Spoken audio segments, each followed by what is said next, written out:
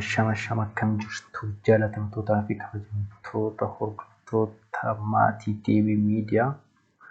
Har'a waan hedduu isin barbaachisu isiniif qabadhee dhiyaadheera. Akkuma beekamu yeroo appilikeeshinoota adda addaa fayyadamnu keessumaa appilikeeshinoota kan akka Imo akkasumas immoo innaa geemii adda addaa taphachuu barbaannu beeksisni nuyi hin barbaanne dhufanii irra galu jechuudha viidiyoodhaan. Beeksisni hin barbaanne kuni dhufanii irra galuudhaan akka nuyi hojii keenya hin hojjenne wanta nuyi barbaannu san akka hin taasisne taasisu jechaadha.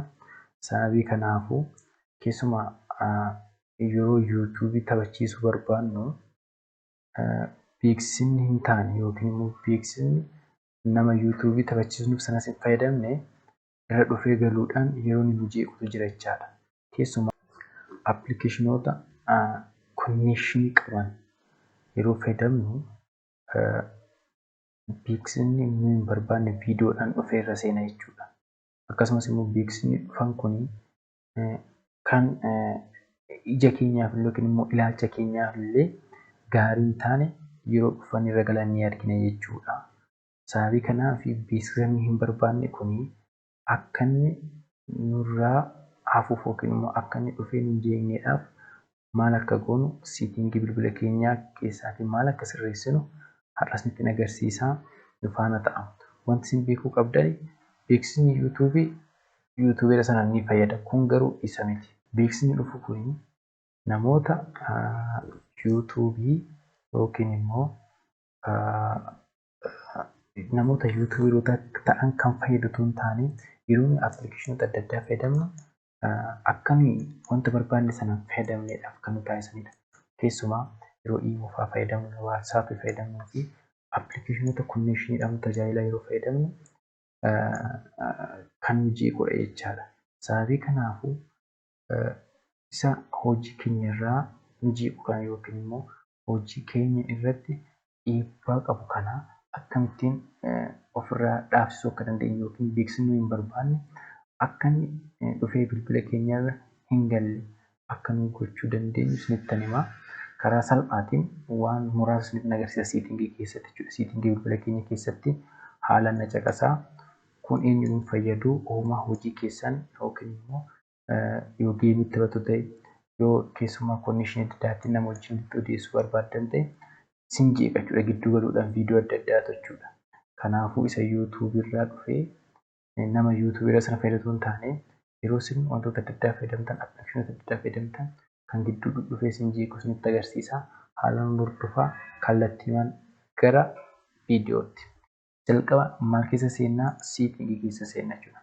Siitingii bilbila keenya keessa innaa seennu konnekshinsi kan jedhu keessa seenna jechaadha.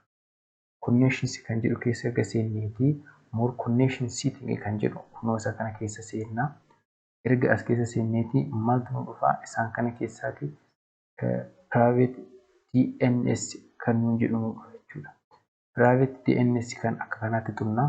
Yeroo akka kanaatti xunnuutti wantoota sadii jira. Tokko off, automatic and private DNS provider hosting jechuudha. Kanaafuu isaan sadan kana keessaatti isa sadaffaa kanarratti xunna.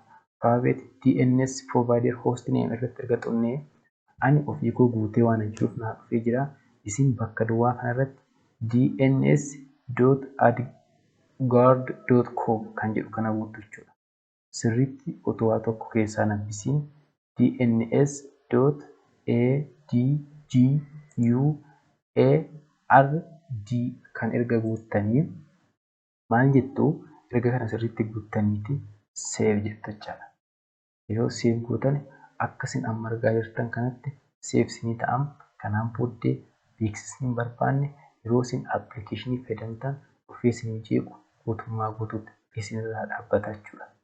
Kanaafuu waan hedduu isin fayyadudha. Kanaatiin irra utaalchisuu dandeessu yookiin immoo akka beeksisni isin hin barbaanne fedha keessaniitiin ala beeksisni biyyoota adda addaa yookiin immoo namoota adda addaa akka isinirra hin galle gochuu dandeessu.